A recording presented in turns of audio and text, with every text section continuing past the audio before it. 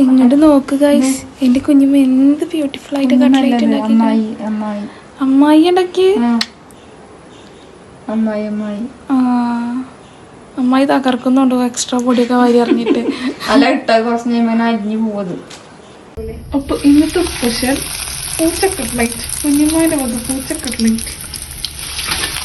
എന്താ ഐശ്വര്യം.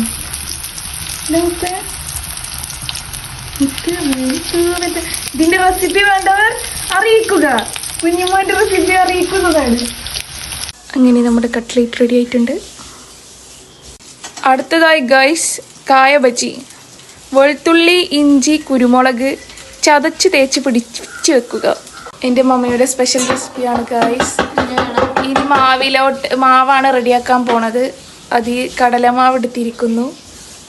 നമ്മൾ മുളക് ബജിക്കും കായ ബജിക്കും ഒക്കെ സെയിം ആയിട്ടാണ് മാവ് കലക്കുന്നത്. മൈദപ്പൊടി പിന്നെ ഉപ്പും കായപ്പൊടിയും കൂടിയിട്ട് അത്യാവശ്യത്തിനിട്ടിട്ട് മിക്സ് ചെയ്ത് വെച്ചിട്ടുണ്ട്, വെള്ളം ഒഴിച്ചിട്ട്.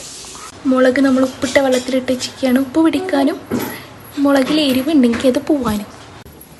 നോക്കൂ ഗായ്സ്, ആ മുളക് അങ്ങനെ ആ മാവിലങ്ങനെ ഇങ്ങനെ മുക്കി മുക്കിയെടുത്ത് സംഭവം തന്നെ അങ്ങനെ ഇട്ടു ഗായ്സ്, ഇട്ടു കെട്ടു.